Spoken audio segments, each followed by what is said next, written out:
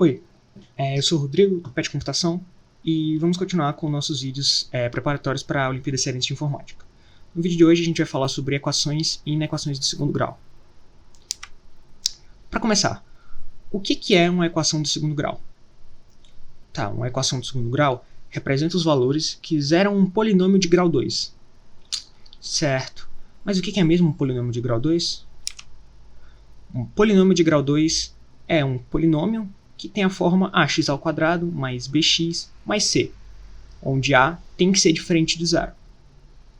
Então, por exemplo, x² mais 3x mais 5 igual a zero é uma equação de segundo grau, pois ela é uma equação e x² mais 3x mais 5 é um polinômio de segundo grau. 3x² mais 6x mais 1 igual a zero também é uma equação de segundo grau. Mas 0x² mais x mais 2 igual a zero não é uma equação de segundo grau. Bom, então as equações de segundo grau representam os valores de x que satisfazem a vezes x² mais bx mais c igual a zero. Mas como é que eu faço para encontrar esses valores de x que satisfazem essa equação? Bom, aí depende. Existem alguns casos de equações do segundo grau e a gente tem dois casos primários, certo? E a gente tem um caso um pouco mais completo. O caso um pouco mais completo resolve todos os outros. Mas a gente vai abordar 3 tipos de soluções porque as outras duas são mais fáceis, caso você possa utilizá-las. O primeiro caso é quando a gente tem uma equação ax² mais bx igual a zero. Então, nesse caso, a gente não tem o termo c, ou seja, é como se o termo c fosse zero. O segundo caso é ax² mais c igual a zero. Ou seja, não tem o termo bx, então é como se b fosse igual a zero. O terceiro caso é ax² mais bx mais c igual a zero. Quer dizer, nada aí vai ser nulo. A gente vai ter os 3 coeficientes, tá? A gente chama cada um dos 3 termos de coeficiente. A solução para o terceiro caso também resolve a do primeiro e a do segundo. Enquanto a solução do primeiro caso só resolve o primeiro caso e a solução do segundo caso só resolve o segundo caso. A vantagem é que elas são um pouco mais simples de executar. Tá, vamos começar. As soluções da equação ax² mais bx igual a zero são x igual a zero ou x igual a menos b sobre a. Tá, mas por que exatamente? Bom, vamos provar. Tá. Se a gente tem uma equação ax² mais bx igual a zero, a gente pode utilizar uma fatoração. A gente vai querer colocar em evidência o x do lado esquerdo da equação. Então vai ficar x que multiplica ax mais b igual a zero. Mas perceba que se a gente tem uma multiplicação qualquer, no caso a nossa multiplicação é x vezes ax mais b, para essa multiplicação ser igual a zero, um dos dois termos tem que ser igual a zero. Não tem como eu multiplicar termos e o resultado dá zero se nenhum dos dois for zero. Então, pelo menos um deles tem que ser zero. Mas os dois também podem ser. Então a gente tem que x igual a zero ou ax mais b igual a zero. Só que agora a gente precisa resolver a segunda equação, a equação ax mais b igual a zero. Mas ela é uma equação do primeiro grau, e isso a gente já viu como fazer. Então, como a solução de ax mais b igual a zero, como a gente já viu antes, é x igual a menos b sobre a, as raízes da equação ax² mais bx igual a zero são x igual a zero ou x igual a menos b sobre a. Não é tão difícil. Bom, essa solução se aplica para qualquer a e qualquer b que a gente coloque aí, tá? Então, se eu colocasse qualquer número, ia dar certo. O importante é que o c não apareça na equação. Tá, vamos para o segundo caso. O segundo caso é o caso em que a vezes x² mais c é igual a zero. E as soluções são raiz de menos c sobre a e menos raiz de menos c sobre a. Vamos provar isso. Se ax² mais c é igual a zero, então a gente pode passar o x. Se ax² mais c é igual a zero, então podemos passar o c por outro lado e obter ax² igual a menos c. Agora, eu posso dividir os dois lados por a. E a gente vai obter x² igual a menos c sobre a. E por fim, é só tirar a raiz dos dois lados e colocar o sinal de mais ou menos, porque são duas raízes. Então, vamos ficar com x igual a mais ou menos raiz de menos c sobre a.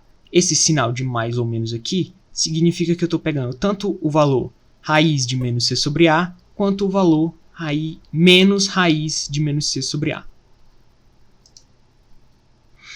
Mas tem uma coisa estranha, né? Bom, eu acho que você aprendeu na escola que não existe raiz de número negativo. Então como é que a gente pode ter raiz de menos c? Bom, vamos lá. Se c for negativo, então menos c vai ser positivo, ou zero. Então, essa raiz é real. Ou seja, se a gente tiver um c positivo, menos c vai ser negativo. E aí a raiz não vai ser real. O que já diz uma coisa bem importante para a gente. As equações do tipo ax² mais c igual a zero não devem ter soluções para quando a gente tem c's negativos e a positivo, no caso. Tá, vamos para o terceiro caso. A gente vai ver o teorema 3, que é muitas vezes chamado de fórmula de Bhaskara, tá? Então, as soluções de ax² mais bx mais c igual a zero são x igual a menos b mais raiz de delta. Esse triângulozinho é a letra grega delta. Ou seja, x igual a menos b mais raiz de delta dividido por 2a e x igual a menos b menos raiz de delta sobre 2a. E delta é igual a b² menos 4ac. Sempre vai ser. Mas essa fórmula é bem maluca, hein? Como será que o cara chegou nisso? Bom, a gente viu que as outras soluções eram até simples. Bastava a gente fazer alguns passos e a gente achar a resposta. Como será que a gente usa isso para resolver uma equação? Bom, vamos ver como é que o Bhaskara chegou nessa fórmula. Se a gente tem uma equação ax² mais bx mais c igual a zero, a gente pode passar o c para o outro lado. Depois, a gente pode dividir os dois lados por a. A gente vai ficar com x² mais bx sobre a igual a menos c sobre a. Agora, a gente tem que lembrar o seguinte produto notável. P mais Q ao quadrado é igual a P ao quadrado mais 2PQ mais Q ao quadrado. Agora, perceba que, nesse produto notável, do lado esquerdo a gente tem P e do lado direito a gente tem P ao quadrado. Então, a gente poderia utilizar essa estratégia para transformar P ao quadrado em P. Bom, no caso, eu tenho uma equação de segundo grau, que eu não sei resolver. Mas eu sei resolver equações de primeiro grau, onde só tem o x elevado a 1. Então eu poderia utilizar essa estratégia para eliminar o x ao quadrado e deixar um x no lugar. E eu ia saber resolver a equação. Então vamos fazer P igual a x no produto notável. Beleza, agora só preciso descobrir quem vai ser o nosso Q do produto notável. Tá, mas para fazer isso basta olhar o segundo termo. Veja que bx sobre a vai ser igual ao termo 2 vezes P vezes Q. Então, como a gente já fez P igual a x, basta a gente fazer Q igual a B sobre 2A. Porque aí 2 vezes P vezes Q vai ser igual a B vezes x dividido por A.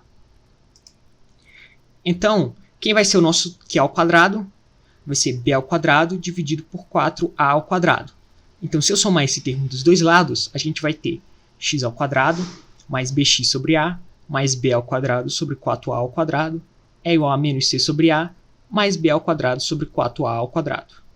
Tá, mas o que isso ajuda? Isso ajuda na seguinte coisa. O lado esquerdo agora vai ser um produto notável e a gente vai poder escrever ele de outra forma. A gente vai poder escrever ele como p mais q ao quadrado. Então a gente vai ter x mais b sobre 2a ao quadrado é igual a menos c sobre a mais b ao quadrado sobre 4a ao quadrado. Agora a gente pode tirar a raiz dos dois lados e depois passar o b sobre 2a subtraindo. Então vai ficar x igual a menos b sobre 2a mais ou menos raiz de b ao quadrado sobre 4a ao quadrado menos c sobre a. Essas são as raízes, tá? Para terminar, a gente pode só fazer o MMC e chegar em x igual a menos b mais ou menos raiz de b ao quadrado menos 4ac sobre 2a. Lembrando novamente que esse sinal de mais ou menos quer dizer que a gente vai ter duas raízes. A raiz menos b mais raiz de b ao quadrado sobre 4ac e a raiz menos b menos raiz de b ao quadrado sobre 4ac.